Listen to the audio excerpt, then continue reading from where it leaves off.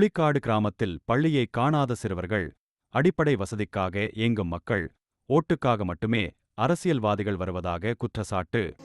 School போறது இல்லையா? ஸ்கூலுக்கு போல ஆதாட்டு சேர்த்துல ஆதாட்டு இல்லைன்னு சொல்லிட்டு தான் அனுப்பல. ஆதாட்டு ஒன்றும் படிக்கல, போய் பிடிச்சிட்டு போய் அனுப்பணும். என்ன கொடுக்கல? ஆதாட்டு கொடுக்க வேணும்ன்றாங்க. அதனால ஸ்கூலுக்கு அனுப்பலையா உங்களை? அனுப்பல, ஆதாட்டு வேணும் அப்படின்னாங்க. அதுக்கு கொண்டு போய் எழுதி கொடுக்கலாம், எழுதி கொடுக்கணும். இன்னும் ஆதாரே வாங்காம இருக்கீங்களா? உங்களுக்கு யாருக்கும் விழிப்புணர்வே பண்ணலையா? இருக்குது ஆதாட்ட, பசங்களுக்கு வாங்கணும். ஏன் பசங்களுக்கு வாங்கல? பசங்களுக்கு தான் பணம் இருந்தால் தான் நான் வாங்க முடியும்.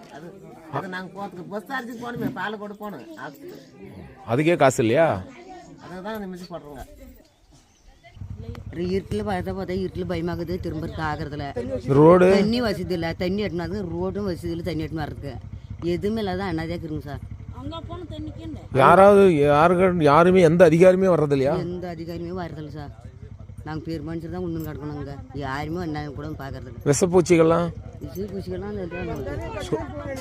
எல்லாமே அந்த காட்டிலேருந்து இறங்கி பாம்பு வருது, பள்ளி வருது. இருட்டில் போகிறோங்க பாருங்க, எங்களுக்கு என்னவோ எதுனாவோ எதுக்குமே வசதி இல்லை சார். எங்களுக்கு யானே அந்த ரோட்டில் வருது ஒரு நேரத்தில், என்ன அன்றதுக்கு இடம் இல்லை. எவ்வளோ பிள்ளைங்க ஸ்கூல் போகாமல் இருக்கும்? ஒரு 10 புள்ளியும் போகாதுக்குதுங்க, ஒரு 10-15 புள்ளியும் போகாதுக்குதுங்க.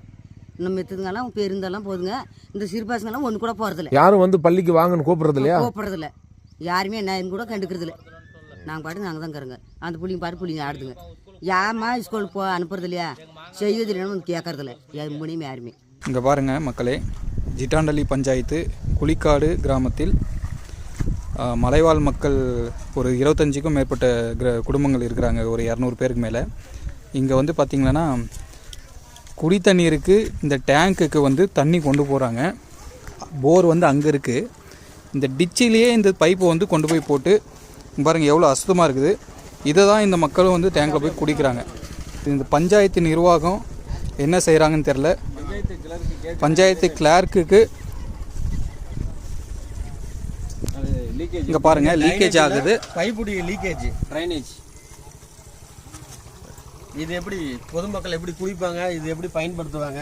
பஞ்சாயத்து கிளருக்கு பல முறை வந்து இதை வந்து சொல்லியும் வந்து எந்த ஒரு ஸ்டெப்பும் எடுக்கல.